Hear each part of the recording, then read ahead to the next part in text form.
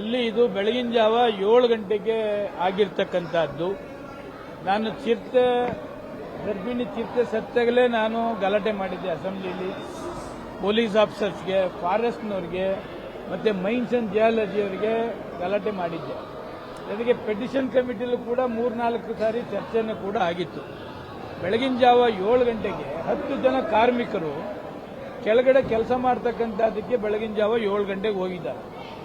ಅಲ್ಲಿಂದ 100 ಅಡಿ ಮೇಲ್ಗಡೆ ಇನ್ನೊಬ್ರದ್ದು ಕ್ವಾರೆ, ಅವರು ಇಟಾಚಿ ಮುಖಾಂತರ ಕ್ಲೀನ್ ಮಾಡಿಸಿ ಆ ಗುಳಿ ತೋರಿಸಿ ಬ್ಲಾಸ್ಟ್ ಮಾಡ್ತಕ್ಕಂಥದ್ದಕ್ಕೆ ರೆಡಿ ಮಾಡ್ಕೊಳ್ತಾ ಇದ್ರು.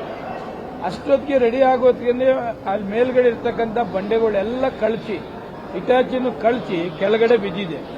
ಯಾರು ಕೆಳಗಡೆ ಕೆಲಸ ಮಾಡ್ತಾ ಇದ್ರು ಕಾರ್ಮಿಕರು 10 ಜನ ಇದ್ರು ಅಂತ ಮಾಹಿತಿ.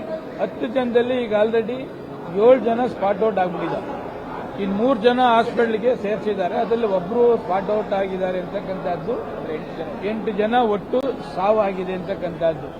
ಇದು ಟೋಟಲಿ ಇಲ್ಲಿಗಲ್ ಆಗಿ ಮೈನ್ಸ್ ಅಂಡ್ ಜಿಯಾಲಜಿಯವರು ಶಾಮೀಲಾಗಿದ್ದಾರೆ, ಫಾರೆಸ್ಟ್ನವರು ಶಾಮೀಲಾಗಿದ್ದಾರೆ, ಲೋಕಲ್ ಪೊಲೀಸ್ನವರು ಕೂಡ ಶಾಮೀಲಾಗಿದ್ದಾರೆ. ಪ್ರಶ್ನೆ ಮಾಡಿದ್ರಿ ಸರ್, ಅಸೆಂಬ್ಲಿಲಿ ಪ್ರಶ್ನೆ ಮಾಡಿದ್ದೀನಿ. ಎಂಟೈರ್ ಬಂಡೆ ಓನರ್ಸ್ನ ಚಂದ್ರಪ್ಪ ಸರ್ಕಲ್ ಇರ್ತಕ್ಕಂಥ ರೆಸಾರ್ಟ್ನಲ್ಲಿ ಕೂಗಿ ಸಭೆ ಮಾಡಿದ್ದೀನಿ. ಎಚ್ಚೆತ್ಕೊಳ್ಳಿ, ನೀವು ಗರ್ಭಿಣಿ ಚಿರತೆ ಸತ್ತಾಗಲೇ ಎಚ್ಚೆತ್ಕೊಳ್ಳಿ. ದನ ಕರುಗಳು ಸಾಯ್ತಿದ್ದಾರೆ, ತೊಂದರೆ ಆಗ್ತಿದೆ ಮನುಷ್ಯರಿಗೆ. ನೀವೆಲ್ಲ ಲೀಗಲ್ಗೆ ಬ್ಲಾಸ್ಟ್ ಮಾಡ್ತಕ್ಕಂಥದ್ದಕ್ಕೆ ಮಾಡಿ, ಇಲ್ಲಿಗಲ್ಗೆ ಮಾಡಕ್ಕೆ ಹೋಗಬೇಡಿ, ತೊಂದರೆ ಆಗ್ತಿದೆ ಅಂತ ಅವ್ರಿಗೂ ಸಭೆ ಮಾಡಿದ್ದೇನೆ. ಮೈನ್ಸ್ ಅಂಡ್ ಜಿಯಾಲಜಿ ಆಫೀಸರ್ಗೂ ಕೂಡ ಸಭೆ ಮಾಡಿದ್ದೇನೆ. ಪೆಟಿಷನ್ ಕಮಿಟಿಯಲ್ಲೂ 3-4 ಸಾರಿ ಕೂಡ ಚರ್ಚೆ ಆಗಿದೆ. ಆದ್ರೂ ಕೂಡ ಅವಾಗ ಹೇಳ್ತಾರೆ, ಆಮೇಲೆ ಅದನ್ನ ಮುಚ್ಚಾಕ್ತಾರೆ. ಈಗ ಗರ್ಭಿಣಿ ಇದ್ರದ್ದು ಎನ್ಕ್ವೈರಿ ಮಾಡಕ್ಕೆ ಆರ್ಡರ್ ಮಾಡಿದ್ರು, ಎಲ್ಲ ಮುಚ್ಚಾಕಿದ್ರು. ಮೈನ್ಸ್ ಅಂಡ್ ಜಿಯಾಲಜಿಯನ್ನು ಹೇಳಿದ್ರು, ಅದು ಎಲ್ಲ ಮುಚ್ಚಾಕಿದ್ರು. ಅದಕ್ಕೆ ಮುಖ್ಯಮಂತ್ರಿಗಳಿಗೆ ಹೋಗ್ತಾ ಇದ್ದೆ. ಈಗ ಮುಖ್ಯಮಂತ್ರಿಗಳಿಗೆ ಇಲ್ಲಿ ಬರ್ತಾರೆ 11 ಗಂಟೆಗೆ ಅಂತಂದ್ರು. ಮುಖ್ಯಮಂತ್ರಿಗಳ ಗಮನಕ್ಕೆ ತಂದು ಏನ್ ಸೀರಿಯಸ್ನೆಸ್ ಇದೆ, ಏನು ಹುಡುಗಾಟ ಅಲ್ಲ ಸರ್. 9 ಜನ 10 ಜನ ಸಾವು ಅಂತಂದ್ರೆ ಯಾರು ಕಾರಣಕರ್ತರು?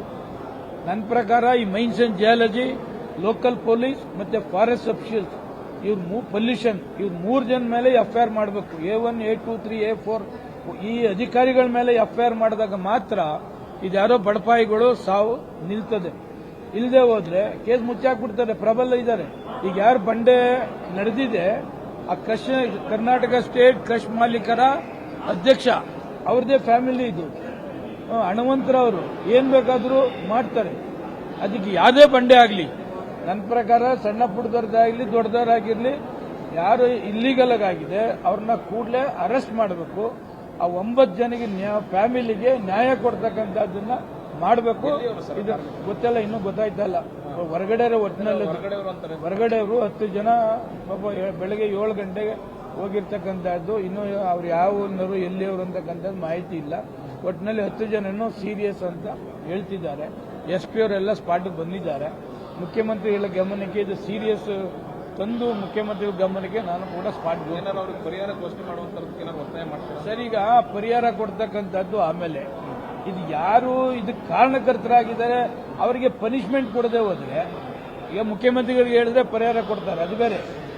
ಈಗ ಸಾವು ಬರ್ತದ ಮತ್ತೇನೆ, ಅವ್ರ ಕುಟುಂಬಕ್ಕಾಗಿರ್ತಕ್ಕಂಥ ನೋವಿಗೆ ಪರಿಹಾರ ಸೂಕ್ತ ಒಂದೇ ಅಲ್ಲ. ಬಂಡೆಯವರು ಯಾರು ಇದಕ್ಕೆ ಇಲ್ಲಿಗಲ್ ಆಗಿ ಮಾಡ್ತಿದ್ದಾರೆ, ಆಮೇಲೆ ಕೇರ್ಲೆಸ್ ಆಗಿ ಮಾಡ್ತಿದ್ದಾರೆ, ಅವ್ರ ಮೇಲೆ ಕಠಿಣ ಕಾನೂನನ್ನ ಆಗದೆ ಹೋದ್ರೆ ಇನ್ನು ಮುಂದೆನೂ ಈ ತರದ ಅನಾಹುತ ಆಗ್ತಾ ಇರ್ತದೆ, ಸೊತ್ತೋಗ್ತಾ ಇರ್ತಾರೆ, ಮುಚ್ಚಾಗ್ತಾನೆ ಇರ್ತಾರೆ.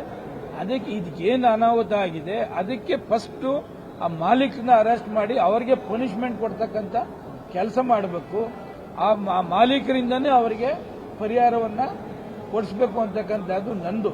ಈಗೇನು 10 ಜನ ಇದ್ದಾರಲ್ಲ, 100 ಕೋಟಿ ದುಡಿದಿದ್ದಾರೆ, 1 ಕೋಟಿ ಪರಿಹಾರ ಕೊಡಬೇಕು ಅಂತಕ್ಕಂಥದ್ದನ್ನು ಮುಖ್ಯಮಂತ್ರಿಗಳಿಗೆ ಹೇಳ್ತೀನಿ. ಅದೇ ಪ್ರಕಾರ ಮಾಡ್ತೀನಿ. Thank you.